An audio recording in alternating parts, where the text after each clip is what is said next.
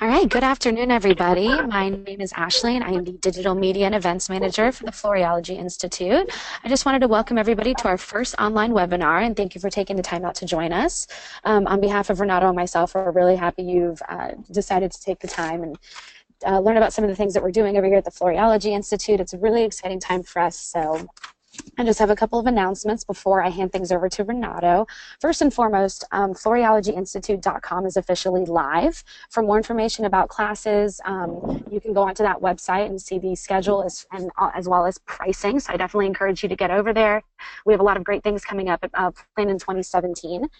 Also, you can find out kind of just different highlights from these webinars. Renato and I will both be writing blogs about both business and marketing, your web sales, and helping out with social media and just various aspects of marketing. If you ever have any questions about that, please feel free to send me a friend request on Facebook or email me, and I'd be more than happy to answer any questions for you and walk you through anything. And then lastly, our design competition is coming up on January 20th during a Fresh Forum sponsored by NAPCO. This is a free competition to enter. However, we only have 10 spots available. There's a $500 first prize, as well as a feature in Floriology magazine and a feature on floriologyinstitute.com. So if you would like to get some more information on that or register, email me at floriology@bloomnet.net, and I'd be more than happy to get you set up and answer any other questions. It looks like we have a couple more people who are joining us. For those who are just logging on, hello, welcome. My name is Ashley, and I'm the Digital Media and Events Manager for Floriology Institute. If you see the right-hand panel on your screen, you'll notice that there is a tab that says Questions. If you would like to ask Renato anything throughout the broadcast, please go ahead and type in your question, and if we have some time at the end, then we'll go ahead and answer as many as we can. If we cannot get to your question, then we'll be more than happy to go ahead and address it privately through an email or anything else like that. So it is just about 1 o'clock. All right, and if everyone is ready to start the broadcast, I will go ahead and hand things over to Renato, who is the Vice President of Digital Strategy and Education for BloomNet. Hey, Ashley, thank you very much, and thank you again, everyone, for attending this webinar, because we know your time is precious, so we definitely want to pack a lot of information into the next 40 minutes or so, so you can get a lot of value from the session. So just a couple bits of housekeeping. Ashley did introduce me. My name is Renato Cruzagecko, and I'm the VP of Digital Strategy and Education here at BloomNet. In that role, I provide insight into a lot of the digital marketing options that are out there, such as search and search engine marketing. We'll talk a little bit about that, of course, today. And I used to be the former CIO for the Society of American Florists. So in that role, I spoke with hundreds and hundreds, if not thousands, of florists about their digital marketing challenges. And a lot of that is rolled up into what we are going to learn here today. Also in that role, I also had the wonderful opportunity to work directly with a lot of digital marketing companies, including search giant Google, as well as Microsoft. So a lot of the things that you'll learn about and hear about today may seem very technical, but in fact, they're not. They're pretty much changes that you could probably make, given that you have a website from either a wire service or a lot of other providers. A lot of the solutions you can affect yourself. However, I would definitely suggest if you do feel uncomfortable in going to the back ends of websites, you get together with your developer with this information that you'll be armed with today. So today we're going to record this webinar, so a replay will be made available to all webinar registrants. So please definitely take notes, and the webinar will be available to you shortly after this broadcast. So like what Ashley mentioned, www.floriologyinstitute.com is now live, so you could check out a lot of this business information that we're presenting today, but of course you could sign up for floral hands-on design classes provided by our 3 instructors, Jackie Lacey, Adam Schwick, and Donald Yim. So let's get started. So let's talk about what is SEO. So I put a lot of thought into this definition that we see here today. So I'll go ahead and read it through, and then we'll go back and kind of pinpoint what has been underlined just to expand on these points. It's a mandatory process of changing website elements. So the website is listed as a result on the first page of search engine result pages, or what is known as SERP, when customers type in relevant keywords. So let's go back to what's underlined. It's a mandatory process because I think, as you'll discover, just because you sign up for a website or you get one developed, SEO is not necessarily built or baked in by the developer. SEO is definitely a process that you have to go back and apply, or a lot of the work and investment that you may have put into a website may go for naught, just because it's not a situation where you will build it, they will come. You have to build it, apply SEO, and then they will come. So the website elements that we're talking about is primarily text. You'll see in the upcoming slides that there are only a few places that you have to apply these changes that will provide great impact in terms of searchability. So let's go on and talk about listed as a result on the first page. Now this is really key for SEO because you shouldn't be doing SEO to be on the second page or on the third page, because this is a fact. Folks only search and click on links 94% of the time on the first page. Only 3 to 4 to 5% of people proceed to that second page of search results. So it's really critical that you are doing this practice to be on that first page. So let's talk about relevant keywords. So the trick with SEO is that you have to input keywords that are relevant to your customers. So these are keywords that they would use to search for your business in a geographic area. So let's talk a little bit about what relevant keywords are to your business as a florist. So these keywords are based on research that we've been doing for years and years and years. So we've looked into Google's history of searches, and these are the top keywords that people use to find florists. So there's florist, fresh flowers, same-day delivery, and the city and state. So, in my case, since I live in Jacksonville, it'd be Jacksonville, Florida, or I used to live in Fairfax, Virginia, it'd be Fairfax, Virginia. So a typical search for a florist online would be the following: Springfield, IL, as in Illinois, flowers, same day. So what does that come up with? So what we have in front of us are the top 3 organic searches that are result from those keywords. So it's a little larger than this now, because although you may get the top listing in organic search, let's really dig deeper and really explore what that really means. So as you'll see, even though you may be Friday's Flower Shop in Springfield, Illinois, you may end up not high in the search results just because Google and other search engines have buried the organic searches below local listings and also below search marketing ads, which now always appear at the top. So this page, this glob that you see in front of you, is a study of eyeballs, of where they're tracked from Mediative. It's a research firm out of the UK. And what they did is they checked out where people view on a search page. And you'll see that, the traditional thinking was that a lot of people would scroll down to the bottom and just start reading the organic search results. Well, according to this research, that's not true. They do, in fact, linger at the very top and start scrolling down only after a few seconds of lingering at the top. So the other thing that we have to consider is that ads now kind of look like organic listings. So if you were to do a search, you'll notice that Google and the other search engines have removed the color backgrounds from the ads. All right. They also identify ads only with a little ad badge that is in front of the URL in the listing.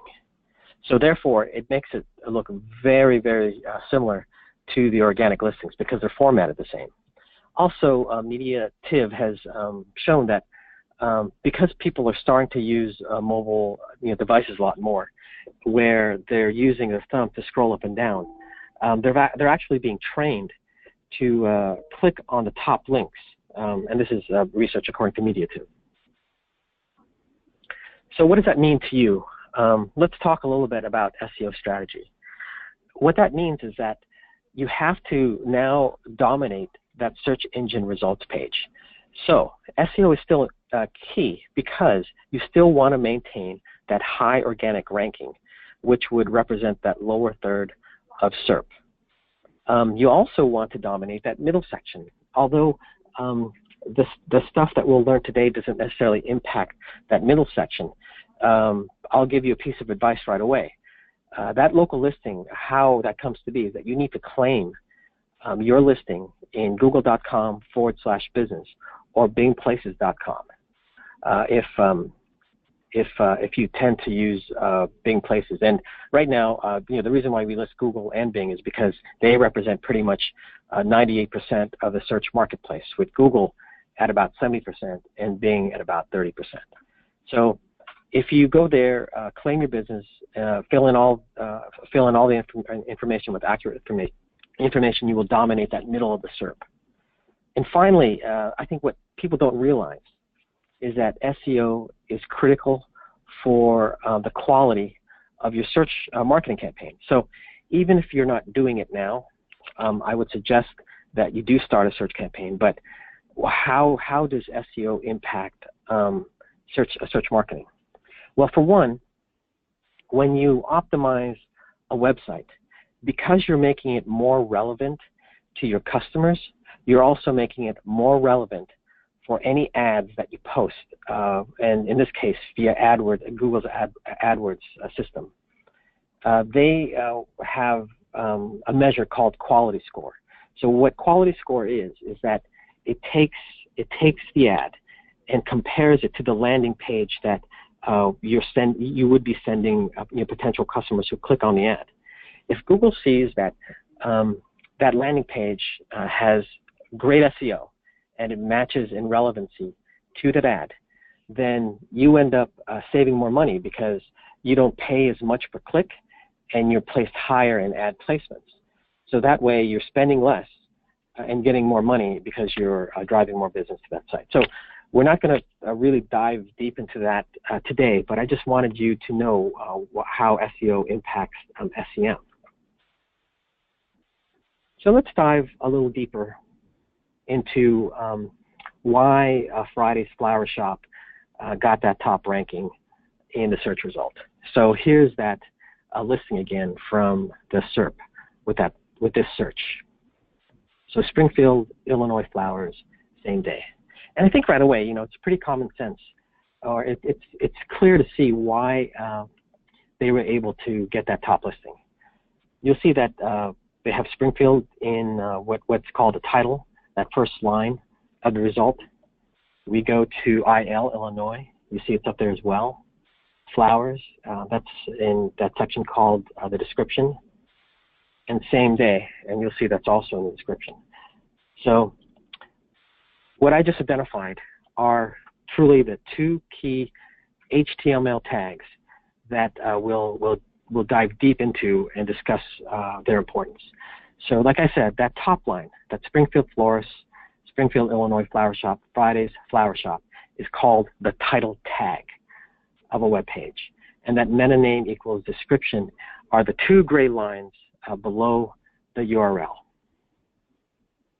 So this is their web page.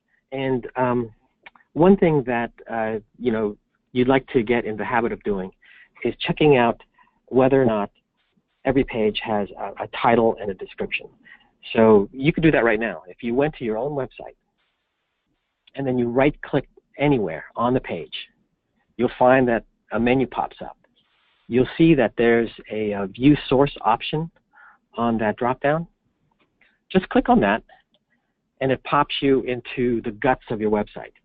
This looks very scary, understandably, but it's easy enough to do a Control F, and then in that Find feature, just type in title, and then it should be able to find the title of the page.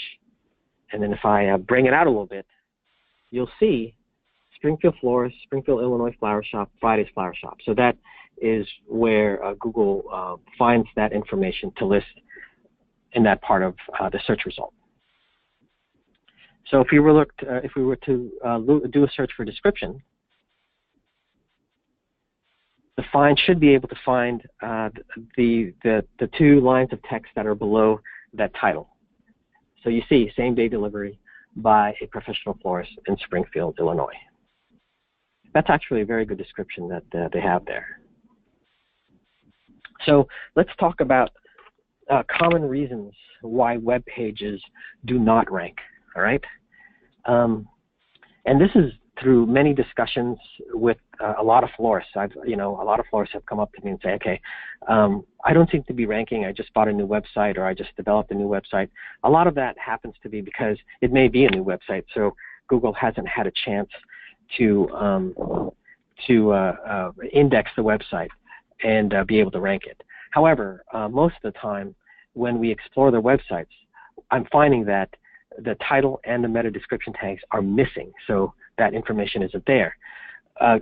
Google, I've checked with Google, and they said, well, in fact, we do rank websites even if they don't have a title or a description tag. And what they do is they look through the text of your website and pull up a header or another piece of text that they think will define that website. The catch of that, though, is that you won't be on page one. Just because if you made Google work to find that piece of information that you should have provided, then they're not going to rank you so high. So you'll probably be on the third, fourth, fifth page. And remember what I said about the requirement of being on that first page. The second reason is that relevant keywords are not present in the tags. So this makes sense. So if that person typed in garden center, for example, Springfield, Illinois, your page won't pop up because you don't have garden center. Well, for one, you're not a garden center, so you don't bother to list the garden center in these tags. Therefore, you won't be found. So, a good practice there that we'll talk about a little bit is really listen to what your customers call your products and services.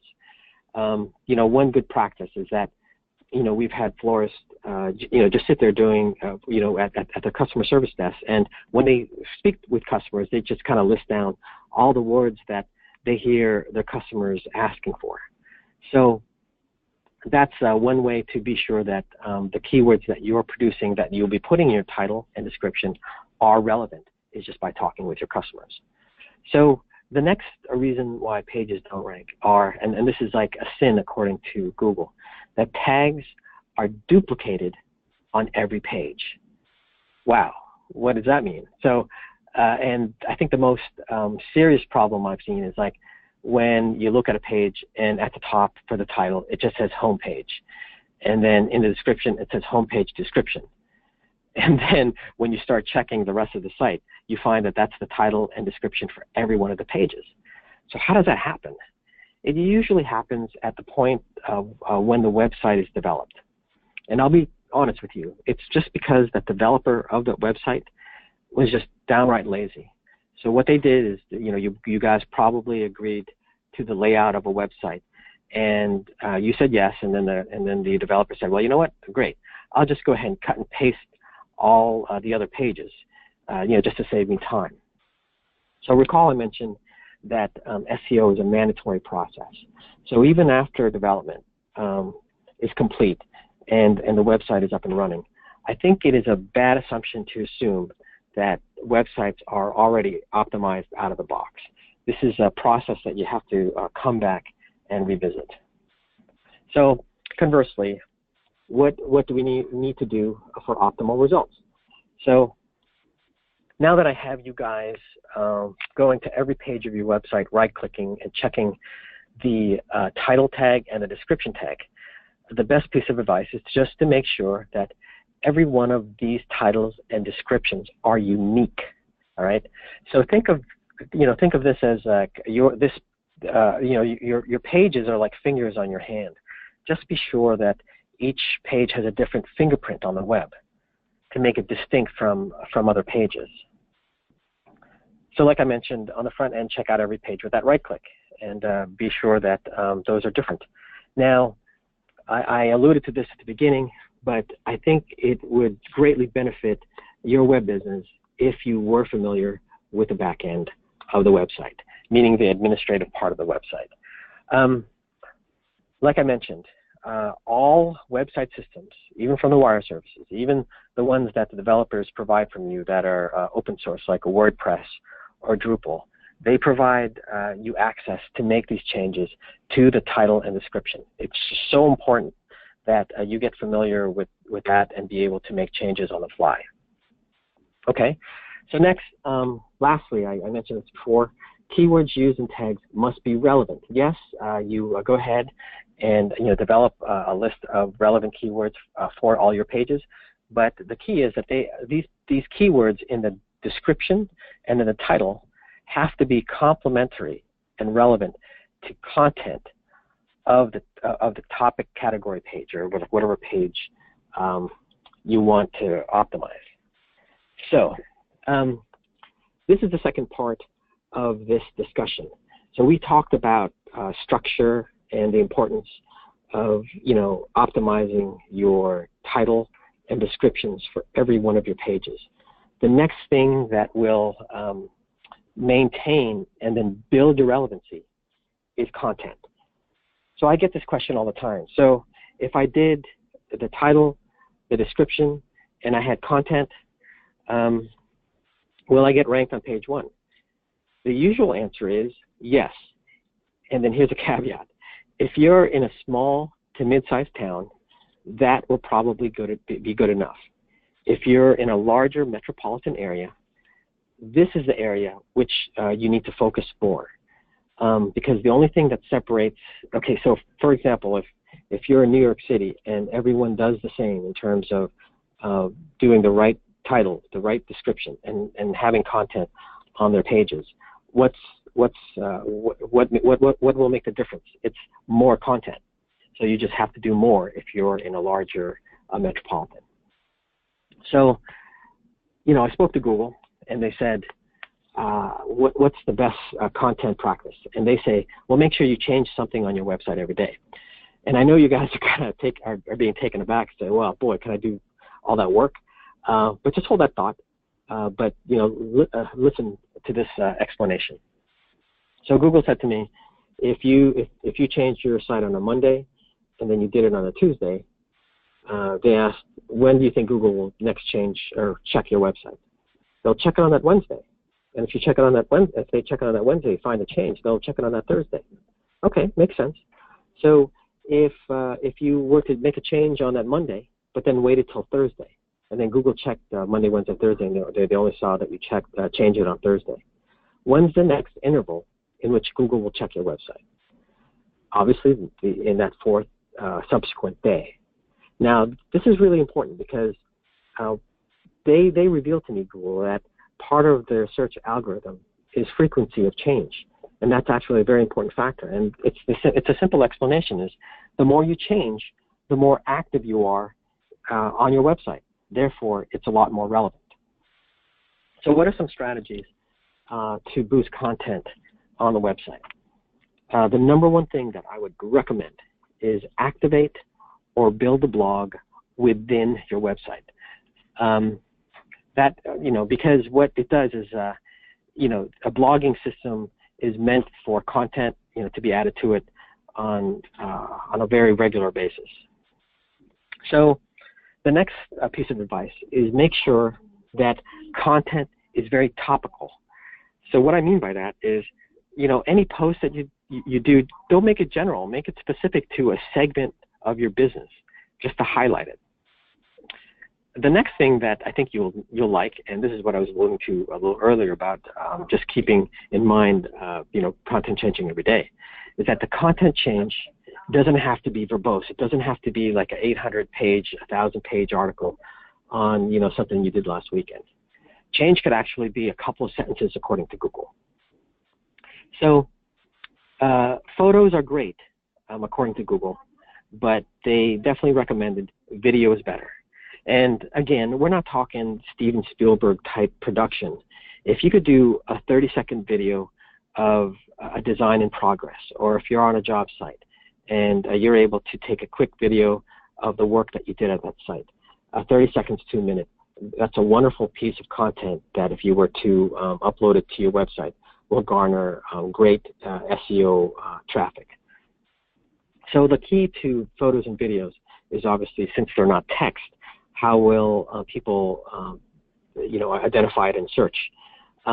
Each of these media has an alt tag, and that's where you would enter text.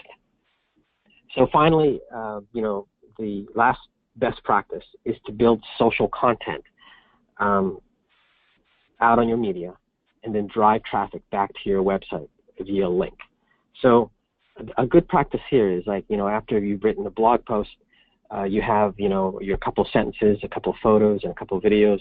You tweak that a little bit to whatever social media that you're using, such as Facebook or Twitter or Instagram, and then drive links back to your website. So let's dive a little bit more into how you go about developing blog posts. One second, I'm just going to take a sip. So you probably already have this process in your shop where you have a weekly staff meeting. That's a wonderful time to gather ideas for posts. So you just take a pad and paper and a pencil, and you kind of reflect back what you may have done during the weekend. I don't know if you've done a wedding or event, and then also jot down what you look forward to doing during the week. Like I know, like the wedding business or the floral business is pretty dynamic, so things may pop up, and that's fine too. So, but at least what you're doing at this stage is jotting down, who knows, maybe 4 or 5 ideas, and these 4 or 5 ideas could be developed into blog posts. So the best advice is keep it short and sweet. Like I said, it doesn't have to be long for Google. Here we write up to 100 words, and this is really critical because these following descriptors are perfect keywords that will drive traffic to your website. Include flower varieties, include color, relevant trends, occasion, and venue if applicable. So this is something that I wrote, I think, in 30 seconds, and this could be a potential text that you could use as a blog post. For Emma and Jim's wedding reception at the Deerwood Country Club, we adorned the head table with white, pink, purple calla lily flowers in the centerpieces. We supplied the bride with a hand-tied bouquet of the same callas. So when I did a word count, that's only 40 words. But in essence, this is a very powerful post because, as you see, we talk about flower varieties, we talk about color, we talk about trends, we identify the location, we identify the venue. So after you write a blog post like this, let's go ahead and think further. You need to extract potential hashtags, and what hashtags are like keywords that you put a hash in front of. So when people do searches on Facebook and Twitter and Instagram, your posts will come up. So in this case, we took a look at this blog post, and I saw, well, calla lilies would be a good hashtag. Wedding flowers is a powerful hashtag. Pink the color pink is a good one. Hand-tied bouquet would be another. So this one would probably attract the attention of brides looking around on both Instagram, Twitter, and Facebook for posts relevant to them. So like I mentioned, you know, I think we have to get into the mobile mindset. And like I'm sure you see millennials doing this all the time, but I think you got to be your customer. So whether you're at the shop or a job site, whip out that smartphone. And that smartphone is a very powerful tool for you, because if you think about it, it has usually a very high quality camera and a video cam. So what you do is just go out and go ahead and take 3 to 4 photos of that job or that event. And again, if possible, take a 30-second video. And you know, one idea is like add commentary to the design that you just did at the job site. So if it's for a wedding, you know, what inspired you? What floral trend were you trying to explore? Describe your floral design, like why you designed it in a certain way. And again, like this stuff takes literally 30 seconds. It doesn't have to be, you know, professional quality, because I think people will appreciate the information that you provide as well as the video of it. So for this last slide, what we're going to do is we're just going to really summarize like the 2 main areas that we explored today. So that's the you know, like the structure of your website and those tags, title and description, as well as the content. So what I did here is provided you a flow chart of how you could start at the top of your, you know, from the website homepage perspective, which is usually a very general search, and then drive it down to subpages, which are more topical. So for that website homepage, you'll see that my title could be Local Florist, Same-Day Delivery, Fresh Flowers in Fairfax, Virginia, 22030. That's a wonderful title, just because it tells the entire world what you are. You are a local florist that offers same-day delivery of fresh flowers and the service.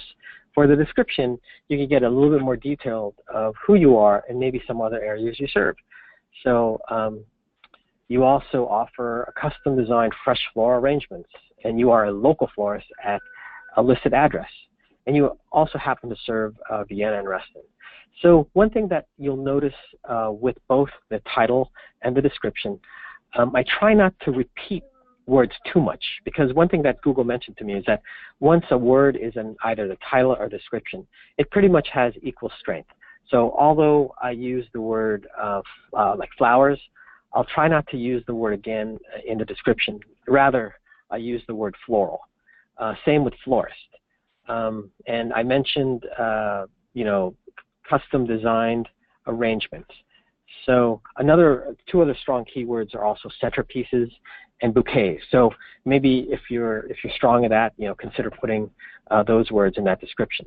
But the bottom line is do your best to not repeat keywords just because they provide equal strength according to Google. So I'll leave that up to you. So let's go down and let's start looking at your subpages. So remember how I mentioned that like the title and description should start identifying a very distinct and unique topic within your business. This is your opportunity to do that. So on your wedding flowers, or on your wedding page, wedding flowers, Fairfax, Virginia, again, great title. You can make it a little longer. You have about 60 to 65 characters for each one. So just definitely try to pack, relevant keywords in that space. So for the description, these are, really, the description should really be written like a sentence, but these are just keyword suggestions that I have if you were doing like wedding, for your wedding subpage. Bouquets, table centerpieces, boutonnieres, and this is where like a wedding subpage or a funeral subpage may be different from your other subpages. Because weddings and funerals are very venue driven, definitely list down common or local venues that you service.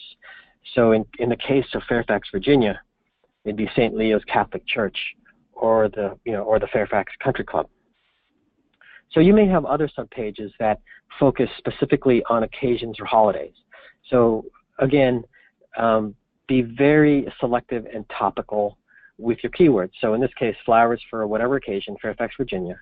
And underneath it, I have listed as potential keywords in the description: get well bouquet, anniversary flowers, flowers for romance, and birthday floral gifts.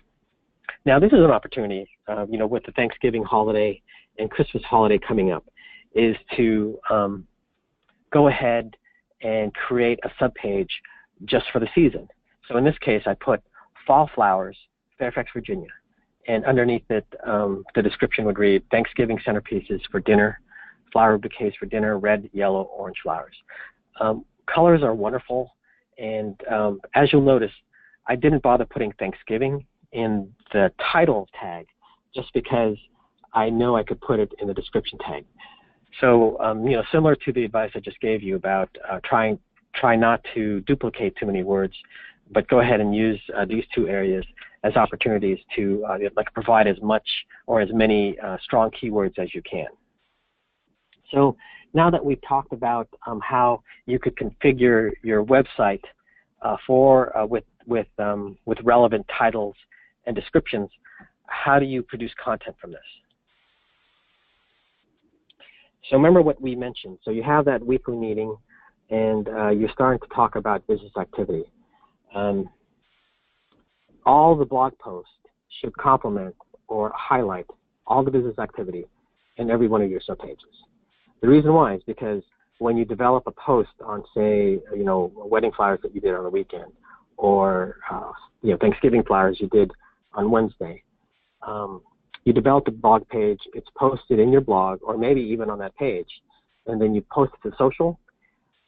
That backlink should not go to your home page. It should go to the subpage that you are referring that blog or that content to. So that's really important, because remember, Google and Bing and all those guys, they love relevant content. So if you produce a social media post on wedding flowers or fall flowers, make sure it's going to relevant information deep within your site. Okay? So let's talk about that process. So we have all this business activity that's happening that's related to all these categories, business categories. So on your wedding flowers, you may have done the Jones and Smith wedding, the Berg and Hoyt wedding. Jot it down. Those could be potential blog posts for occasions. You'll see that you did the Smith Memorial, Get Well Flowers, even a flower bouquet for a proposal. For the fall flowers, you may have done florals for Maggiano's, which is a local restaurant. Well, in fact, it's a chain restaurant that's everywhere. But they did a Thanksgiving open house, and you were selected as a florist. Talk about it. Tout what you did for them. And you also did maybe a family dinner for the Gardner family. So what you have here during the week is just a lovely opportunity to really gather all these post ideas, write those 100-word posts, push it out to social, and then drive traffic right back to the subpages of your website. So what I described to you just now is really like the magic formula for SEO. This stuff definitely works, and it will drive traffic right back to your website with just a little bit more work producing content for subcategories that you do. So I know that this is a ton of information, but this is a great script, and like I said, we're going to provide a replay for all folks that have registered for this webinar. So if you have specific questions, and I know many of you may have specific questions specific to your website, feel free to email me at renato@floriologyinstitute.com or reach out via Facebook or Twitter, and those are the URLs. So with that, Ashley, do we have any questions that are in the queue that are, we'll start off general in nature, just to be sure that, okay, so no questions right now. So with that, Ashley, do we have any closing announcements? No, I think that's about it. All of this can be found on floriologyinstitute.com. Thank you, everyone, for joining our webinar. And again, if you have any questions, feel free to reach out to Renato or I. All right, thanks again, everyone.